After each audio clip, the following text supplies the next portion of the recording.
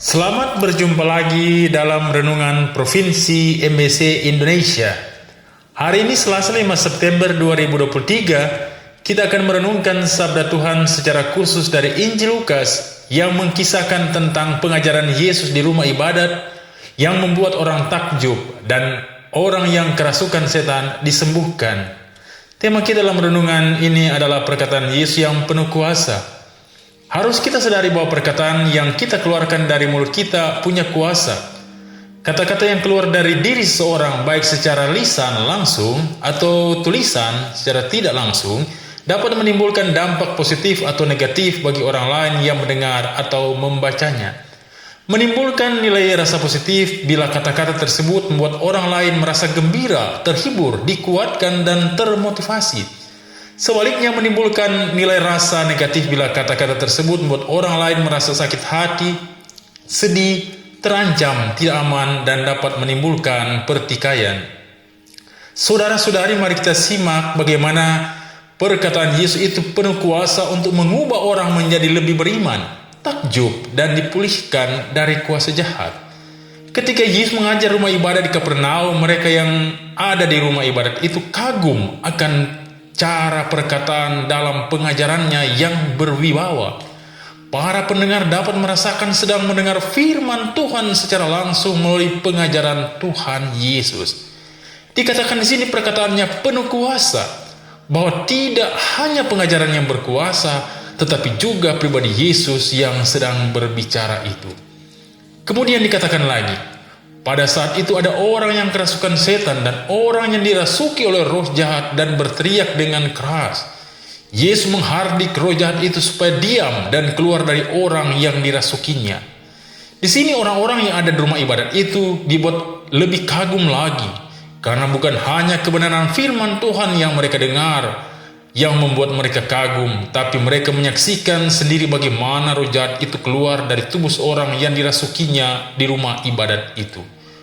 Maka di sini kita dapat melihat bahwa kuasa dan perkataan Yesus itu tidak hanya dari kata-kata saja, namun mereka menyaksikan sendiri kuasa dari perkataan Yesus itu bekerja. Kuasa firman Tuhan hidup dalam kata dan perbuatan. Demikian halnya dengan kita, Tuhan juga menuntut kita supaya tidak hanya menjadi pendengar firman Tuhan, tetapi kita juga menjadi pelaku firman-Nya. Firman-Nya adalah seperti benih yang perlu untuk diterima dan ditanam dalam diri kita.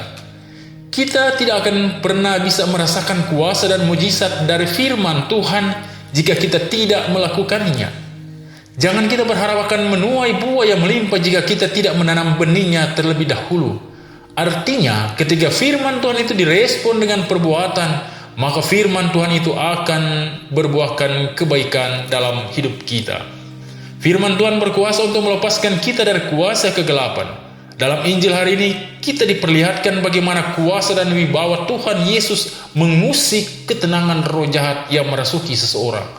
Roh jahat itu tidak bisa tenang untuk tinggal lebih lama lagi karena kehadiran Tuhan Yesus di situ. Bahwa firman Tuhan itu memiliki kuasa yang besar untuk memperbaharui kehidupan kita kepada kebaikan. Tuhan berkuasa untuk mengusir dan menjagai hidup kita dari kuasa roh jahat yang merusak hidup kita. Kita tidak perlu jauh-jauh membayangkan roh jahat apa yang dapat menguasai kita. Kita sadari saja mulai dari roh-roh jahat kecil dalam diri kita. Sikap sombong, tamak, iri hati, marah, dendam, hawa nafsu, rakus, dan kemalasan yang saat ini ada dalam diri kita yang dapat memicu kita merusak bahkan memutuskan relasi kita dengan Tuhan dan sesama. Dan tentunya tidak ada kebaikan yang akan kita terima dari kehadiran roh jahat dalam diri manusia. Kehadiran roh jahat hanya akan menyusahkan. Di sini pentingnya kita hidup dalam firman Tuhan. Kita tetap hidup dalam pembacaan dan perenungan firman Tuhan. Kita mau tetap mengisi hidup kita dengan kuasa firman Tuhan, sehingga tidak ada tempat bagi roh jahat dalam diri kita. Justru setan itu akan lari dari kita sebab ada kuasa yang tidak dapat dilawan dalam diri kita. Tuhan Yesus juga mengajarkan kita bahwa menghidupi firman Tuhan tidak hanya sekedar mendengar, tetapi kita harus menempatkan firman Tuhan dengan tepat dalam hidup kita. Artinya ada kesungguhan untuk mau memahami dan menghidupi firman Tuhan, sehingga kita hidup harus memohon pertolongan, hikmat dari Tuhan untuk mengerti dan memahami firman-Nya.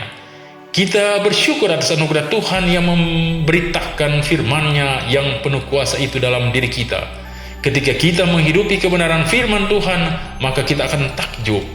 Bahkan firman Tuhan itu adalah Allah, Dia Tuhan Yesus yang berbicara kepada kita untuk membimbing dan menuntun hidup kita.